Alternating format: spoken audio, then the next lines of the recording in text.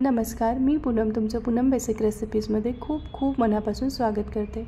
सध्या आपण ब्रेकफास्ट आणि डिनरच्या रेसिपींची सीरीज चालू केली आहे। तर आज आपण गव्हाच्या पिठाची व्हेजिटेबल डोसे बनवलेले आहे। अतिशय कुरकुरीत चविष्ट हे डोसे बनतात, त्याचबरोबर अगदी घरातील उपलब्ध साहित्यामधून बनतात। हे डोसे तुम्ही मुलांच्या डब्याला सुद्धा सकाळच्या घाई गडबडीमध्ये तयार करून देऊ शकतात किंवा मग रात्रीच्या जेवणात काहीतरी हलकं फुलकं खावंसं वाटत असेल तर हा एक उत्तम पर्याय आहे। चला तर मग वेळ न घालवता रेसिपीला सुरुवात करूया। तर मी इथे गाजर आणि एक बटाटा आणि एक शिमला मिर्च घेतलेली आहे। भाज्या तुम्ही तुमच्या आवडीच्या घेऊ शकतात। सर्वात आधी आपल्याला गाजराचं वरचं साल काढून घ्यायचं आहे, त्याचप्रमाणे बटाटा सुद्धा आपल्याला सोलून घ्यायचा आहे, त्याची साल काढून टाकायची आहे। आता आपल्याला गाजर किसून घ्यायचा आहे, तर यातला मी अर्धा गाजर घेतलेला आहे। तर असा किसणीवरच किसून घ्यायचा आहे, बारीकच शक्यतो किसून घ्या म्हणजे डोसा छान पातळ आपला तयार होतो। यामुळे अर्धा गाजर घेतलेला आहे आणि आता बटाटा मात्र आपल्याला पूर्ण यामध्ये किसून घ्यायचा आहे। गाजर आणि शिमला मिर्च तुम्ही स्किप केली तरीही चालेल, फक्त बटाटा या डोस्यासाठी वापरला तरीही हे डोसे खूप छान तयार होतात। तर आता मी शिमला मिर्च अगदी बारीक कट करून यामध्ये ॲड केली आहे। तुम्ही हिरवी मिरची सुद्धा याऐवजी घालू शकतात।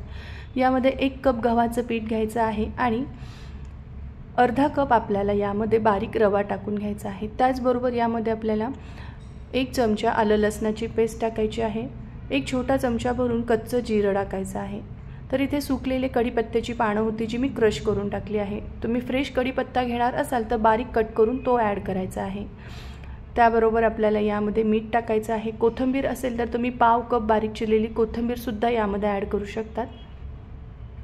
आता यामध्ये आपल्याला पाणी टाकून घ्यायचं आहे। तर सुरुवातीला 1 कप इतकं पाणी टाकलं आहे, याला छान मिक्स करायचं आहे। एकूण मी 3 कप इतकं यामध्ये पाणी वापरलेलं आहे आणि याला सर्व गिठोळ्या आपल्याला मोडून घ्यायच्या आहे। यामध्ये दही टाकायचं राहिलं होतं, तर मी 2 मोठे चमचे इतकं दही यामध्ये ॲड केलेलं आहे। याऐवजी तुम्ही लिंबाचा रस सुद्धा वापरू शकतात। आता हे दही सुद्धा अगदी एकजीव होईपर्यंत आपल्याला यामध्ये मिक्स करून घ्यायचं आहे आणि यावर झाकण ठेवायचं आणि 10 मिनिटासाठी रेस्ट करायला ठेवायचं आहे, म्हणजे यामधला रवा छान फुलून येतो आणि आपले डोसे कुरकुरीत व्हायला मदत होते।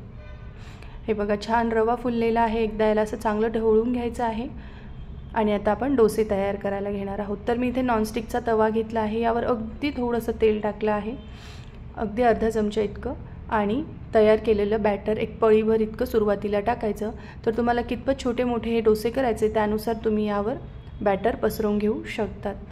तर मी असे मोठे डोसे यामध्ये करणार आहे। तर हे डोसे करताना गॅसची फ्लेम लो टू मीडियम ठेवायची आहे। हाय फ्लेमवर केले तर लवकर हे जळतात। त्याचबरोबर वरची याची असं कोटिंग सुकल्यासारखं दिसलं की मग हे आपल्याला पलटवून घ्यायचे आहे आणि पूर्णपणे खालून बघा तुम्ही गोल्डन रंग आला आहे, मग मी ते पलटवून घेतले आहे। अशाच प्रकारे सर्व डोसे आपल्याला या ठिकाणी तयार करून घ्यायचे आहे। फक्त एक लक्षात असू द्या, डोसे करताना गॅसची फ्लेम लो टू मीडियम ठेवायची आहे। हाय फ्लेमवर लवकर जळतात हे। मस्त जाळीदार इथे आपले गव्हाच्या पिठाचे व्हेज डोसे तयार झाले आहे, जे मी सॉससोबत सर्व केले आहे। तुम्ही यासोबत हिरवी चटणी किंवा लिंबाचं लोणचं, कैरीचं लोणचं सुद्धा सर्व करू शकतात। माझा व्हिडिओ पाहिल्याबद्दल तुमचे धन्यवाद।